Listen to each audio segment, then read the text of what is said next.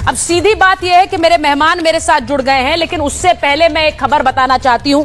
Donald Trump के लिए via Japan, via चीन एक बुरी खबर है जिसका जिक्र मैंने किया, लेकिन डोनाल्ड ट्रंप के लिए सबसे बड़ी खबर तो अमेरिकी कोर्ट से आई है। मैं जरा बता दूं, शाजिया इल्मी जी प्रवक्ता है भारतीय जनता पार्टी की, जुड़ गई हमारे साथ। Major general A K. सिवाच हमारे साथ जुड़ गए हैं सर, जय हिंद। मेजर जनरल के सिन्हा हमारे साथ जुड़ गए हैं सर, जय हिंद। एम्बेसडर दीपक बोहरा हमारे साथ जुड़े हुए हैं sir, thank you so much for joining. और पंकज जी हमारे साथ जुड़ गए हैं, वरिष्ठ पत्रकार हैं, बहुत बहुत स्वागत आप सभी का। रूस से लेकर चीन तक के बीच में कैसे संतुलन किया जाएगा, किस तरह से नए वर्ल्ड ऑर्डर की तरफ हम बढ़ेंगे, लोग सब ट्रॉयका की बात कर रहे हैं, उसके कितने आसार हैं, किस तरह के डायनामिक्स बदल रहे हैं या बदलेंगे, और किस तरह से हम इस सब के बीच में संतुलन साध कर अपना हित साधेंगे। एक बार मैं पंकज जी के पास जाऊंगी, उसके बाद मैं major general Sinha and major general Siwach के पास आ रही हूं। पंकज जी, ये बार बार इस देश में ये कहा जा रहा है और खासकर विपक्ष द्वारा कहा जा रहा है कि नरेंद्र मोदी और बीजेपी की सरकार, एनडीए की सरकार ट्रंप के साथ रिश्ते ठीक नहीं कर पाई। अब देखिए उनके साथ रिश्ते ठीक करने जा रहे हैं जिनके साथ रिश्ते ठीक नहीं थे। अब यह मजबूरी है, ये मजबूरी क्या भारत की है या फिर चीन की तरफ से जिस तरह का रिएक्शन आ रहा है पंकज जी, इट शोज कि रिश्ता उनके लिए भी उतना ही जरूरी है।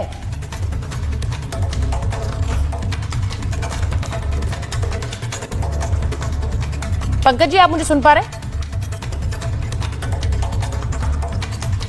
लगता है पंकज जी को मेरी आवाज नहीं आ रही, बट मैं ये मिली है एक बेवकूफी से क्या ट्रंप ने जिस प्रकार से बुलिंग किया है, बुलिंग किया। मेजर जनरल जो बात आप कह रहे हैं, मैं एक बार एक कॉन्टेक्स्ट देना चाहती हूँ जरा अपने दर्शकों के लिए भी, अपने मेहमानों के लिए भी। पंकज जी उसके बाद आपके पास आ रही हूँ। पंकज जी मुझे बताइए, डेड इकोनॉमी कह रहे हैं, यहाँ भारत में भी कुछ लोग कह रहे हैं, वहां एक दूसरा देश बता रहा है कि ये सबसे तेजी से बढ़ती हुई अर्थव्यवस्थाएं हैं, इनफैक्ट ये एक तरह से पैरेलल रन कर रही हैं, चीन और भारत। पंकज जी, डेड इकोनॉमी है या नहीं है अलग बात है, आंकड़ों की बाजीगरी भी एक अलग बात है, लेकिन ये बात सही है कि भारत की अर्थव्यवस्था बहुत गहरे संकट में है। ठीक है कि एक नई विश्व व्यवस्था बनने वाली है, शाजिया इल्मी जी कह रही है नया वर्ल्ड ऑर्डर बनेगा, फिर वो कह रहे हैं कि जिसमें हम अपने संतुलन साध कर अपने हित साधेंगे, टीका बनेगा। ये संतुलन साधना पहले क्यों नहीं हो रहा था? आज जो अमेरिका के खपती राष्ट्रपति डोनाल्ड ट्रंप भारत के खिलाफ जिस तरह की नाइंसाफी का रवैया अपना रहे हैं, उसे लेकर तो पूरा देश और हम सभी लोग अपने प्रधानमंत्री नरेंद्र भाई मोदी के साथ हैं। हमारी सरकार जिस तरह भी अमेरिका को उसकी हरकतों का जवाब देगी, पूरा मुल्क पूरी ताकत के साथ सरकार के पीछे खड़ा रहेगा। जाहिर है कि समूचा विपक्ष भी प्रधानमंत्री जी के साथ एकजुट रहेगा। फिर देशवासियों को यह सवाल पूछने का हक भी तो है कि आखिर आज की ये नौबत आई क्यों? 7-8 साल पहले जब हमारे प्रधानमंत्री जी ने भारत को अमेरिका की गोद में डाल दिया था, तो किससे पूछकर डाला था? वो दो व्यक्ति नरेंद्र भाई और ट्रंप, उन दोनों के बीच की व्यक्तिगत रूमानियत की वजह से लिया गया फैसला था क्या भारत जैसे बहुदलीय लोकतंत्र वाले एक इतने बड़े देश का सर्वसम्मत फैसला था कि हम एक संतुलित विदेश नीति रखें? क्या तब संसद से विदेश नीति को ये महत्वपूर्ण वोट देने का पहले कोई स्वीकृति नहीं थी? क्या तब कोई सर्वदलीय बैठक बुलाकर ये पूछा गया था कि हम अमेरिका की तरफ कितनी तेजी से और कितने कदम आगे बढ़े? मोदी के जापान दौरे से अमेरिका हिल गया है, मोदी जी चीन पहुंच गए हैं और अब वे वहां से भी अमेरिका को हिला देंगे। जापान मोदी की नीति से प्रभावित हो गया है, चीन भी प्रभावित हो जाएगा। जापान ने अमेरिका में अपने भावी निवेश पर पुनर्विचार शुरू कर दिया है। शी जिनपिंग से नरेंद्र भाई की मुलाकात जब होगी तो ट्रंप की मुसीबतें बहुत बढ़ जाएंगी। आपकी इन सब उम्मीदों को मेरा अभिवादन। ईश्वर करे कि ये सब बातें सही साबित हों। हाँ। लेकिन इस बीच ये सवाल है कि आखिर हम एक विदेश नीति क्यों नहीं अपनाते हैं? कभी इस तरफ टैंक भरने लगते हैं, उस तरफ से निराश हुए दूसरी तरफ टैंक भरने लगते हैं।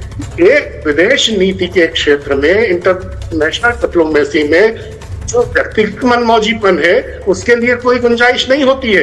एक दिन तो हम अमेरिका जाके अब की बार ट्रंप सरकार का नारा बुलंद करने लगे। हाँ। एक दिन हम ट्रंप को पलट और नमस्ते ट्रंप गाएं, और दूसरे दिन अपने उसी परम प्रिय मित्र को सनकी, बौड़म, बदहवास और न जाने क्या क्या कहने लगे। और नहीं, पर ये आधिकारिक बयान नहीं है ना पंकज जी, ये आधिकारिक बयान है क्या? तो ठीक नहीं है। मैं आधिकारिक बयान नहीं है, लेकिन वही मित्र, देखिए हम तो मैत्री में विश्वास रखते हैं, मुझे नहीं लगता इसमें कोई दो राय है, लेकिन अगर वही मित्र हम पर दादागिरी दिखाएगा तो उसे लेते रहे, उसका कोई जवाब देंगे कि नहीं देंगे? देखिए सर, आपके भी कई मित्र होंगे पंकज जी, वो आप पर धौंस दिखाएंगे तो आप पूछेंगे मित्र हो या दादागिरी करने आए हो, और फिर थोड़े समय के बाद आप भी जवाब देंगे। तो मुझे ये पूछना है कि आपकी नीति भारत वाली नीति होगी या नहीं होगी, या आपकी नीति ये नहीं है, आप दादागिरी सहते हैं? मुझे बोलने दीजिएगा। बिल्कुल होगी, दादागिरी दिखाएंगे तो मुंह तोड़ जवाब देंगे। बस वही हो रहा है। सवाल ये है कि आज भारत जो मुसीबत झेल रहा है, किस कारण झेल रहा है?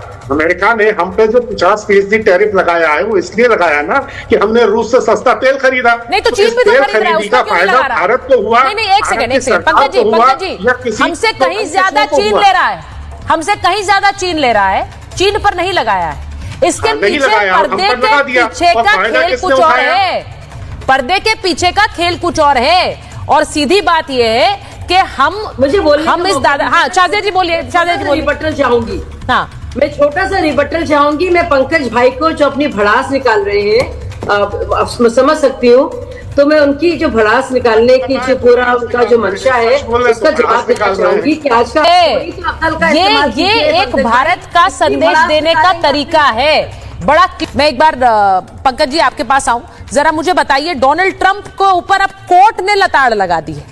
देखिए ये मनमानी तरीके से काम हो रहा है, ये वहां का कोर्ट भी कह रहा है, ये वहां अमेरिका में उनके साथ काम करने वाले लोग भी कह रहे हैं। तो इसमें हम वो बात ना देख के सिर्फ भारत पर सवाल उठाने लग जाते कि हमारी तो नीति ही गलत थी, हमारी तो विदेश नीति ही खराब है, हम तो रणनीतियां बना ही नहीं पा रहे हैं। वहां कोर्ट लताड़ लगा रहा है उन्हें।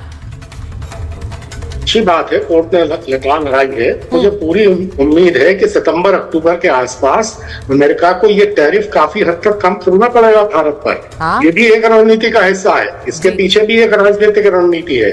लेकिन आज मुद्दा ये है कि हम जिन चीजों को बहुत बढ़ा चढ़ाकर बता रहे हैं, जैसे कि अब जापान का बहुत सारा निवेश भारत में आने वाला है, निवेश आने वाला है अगले 10 साल में 60,000 करोड़ रुपए, यानी 6,000 करोड़ रुपए सालाना।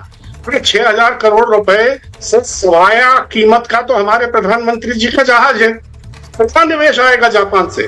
ठीक है, एक नई विश्व व्यवस्था बने, उसमें अमेरिका थोड़ा अपनी दादागिरी को कम करे, थोड़ा हाशिए पर हो, ये हमारे हित में है।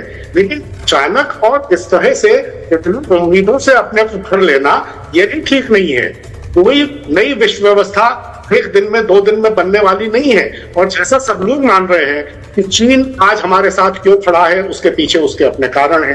रूस हमारे साथ क्यों खड़ा है, उसके पीछे उसके अपने कारण है। और मैं तो कोरा जी से और शाजिया इल्मी जी से ये जानना चाहता हूं कि ये रूस से जो हमने सस्ता तेल खरीदा, जिसकी वजह से ये टैरिफ की मुसीबत हम पे आई है, इसका कितना फायदा निजी कंपनियों को हुआ है और कितना फायदा सरकारी कंपनियों को हुआ है, इससे प्रतिशत ये दोनों लोग अगर बता दें तो बात पूरी आईने की तरह साफ हो जाएगी।